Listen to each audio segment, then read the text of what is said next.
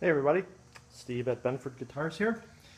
Today I'm working on this rustic T style, and as you can see, the top is this really old oak barnwood that I brought back from a trip to Kentucky. Well, and it looks fantastic, and I'm not going to do anything else with it other than just leave it the way it is. But one of the hard parts about doing a project like this is where you want the whole thing distressed is when you cut the body. Um, it tends to clean up the wood quite a bit and make it look really nice. And on the back here I have a piece of mahogany. So what I'm going to attempt to do today is make this look like the top. And one of the ways I'm going to try here, this is going to be an experiment, is I'm going to use a mixture of vinegar and steel wool. And so what you do is you take some white vinegar and you just wash a pad of steel wool really good to get all the oils off of it, and then you submerge it in the vinegar, and what happens is it reacts and breaks down the steel wool. Then what you end up with is this solution over here that when you apply it to wood, some woods that have a high tannin content will actually turn jet black. It's called ebonizing. Some woods it doesn't react with at all. It doesn't hardly do anything. Other woods it'll be kind of grayish color. And so oak doesn't have a super high tannin content, but it has some. So I'm hoping it turns it gray a little bit here. The mahogany in my past experience has turned it kind of black, blackish gray. So with any luck, I can get the side of this guitar to kind of look like this crappy top here. So let me see if I can get some of this solution on my rag here. Oops, my camera work is terrible. Alright, so I got some on my rag here. Let's see if I can do this while holding the camera here. I'm going to go right on the side.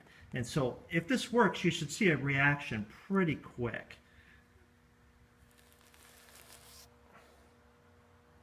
Look at that. It just turned just almost instantly.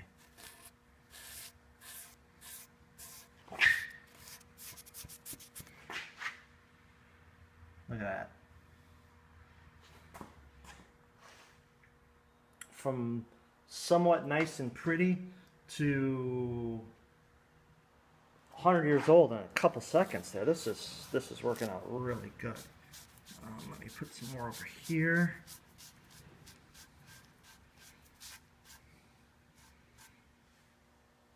Not bad, not bad at all. So what I'm going to do is I'm going to go ahead and finish this up, and then I'll bring you back with the final results, and we'll see if it worked or not. Be right back.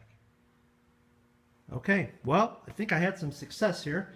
What I ended up doing is wiping down the sides and the back with this stuff, and it turned it this really, after it dried, it turned like this really kind of chalky gray color, which was okay, and you'll get to see a little bit more of that here in a second.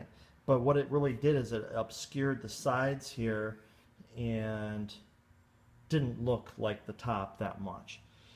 So what I ended up doing is, what I found with this distressing stuff, it's all about layers. You just can't do one thing and then hope that it works. You got to do stuff and then sand it and put more finish on and maybe add some paint or whatever type of distressing you're doing. It's all done in layers. So what I ended up doing is I ended up sanding it back in places, which lightened it up and helped bring out the grain. And so then I've got this really cool dark grain because it's so dried out from being weathered outside for so long that the sides didn't really look like that. So I ended up hitting the sides. You can see them, especially in the oak part. I hit it with a blowtorch, or propane torch rather. Blowtorch would have been too extreme, but hit it with a propane torch, and then that burned some of the ingrain parts, and it carried the top dark grain right down into the sides, and that was really helpful. You know, it's just one of those things I just tried and see what happened. So here's the back. I ended up sanding off more in the middle here, and then maybe areas where you'd have natural wear, like right here where your hand's going to be for the up against the neck. And then I just, you know, hit it here and there. I put some more of this vinegar solution back on, let it dry, and then I sanded it again. And then I randomly just hit light areas with the propane torch just to bring out some darkness here and there. So I'm on the fence with whether I'm going to put some finish on it. Because if I put, normally on some of these bodies I use like True Oil. And so if I put a coat of that on there, it's really going to darken it up. And I'm going to do a test on a piece first and see what happens. But as of this moment, I have no idea what's going to happen. So the cool part about this is I've got various pieces of hardware I made. Like here's the back plate. I made it out of a piece of sheet metal. You can kind of see at what time what it looked like. And this is a product of me distressing that. A tip for that is to put muriatic acid on it and let it sit, and then while it's still wet with muriatic acid, pour hydrogen peroxide on it, and then that'll rust it instantly. And then you can kind of scrape it and sand it back some, and then I also put some Birchwood Casey Aluma Black on there, and that darkened it and did some weird stuff. And then but with that stuff you got to be careful because it puts off some toxic fumes, so you got to do that in a well ventilated area or outside. So hardware pieces like that are going to go on here and end up looking pretty cool. Let me see if I can find another one here. Oh, sorry about the camera work again. Here's the telly plate that I made. It's basically a regular telly plate up to here, and then the rest of the hot dog plate would be back here. And I just cut it off and then ground this down, sanded the crap out of it, did the muriatic acid and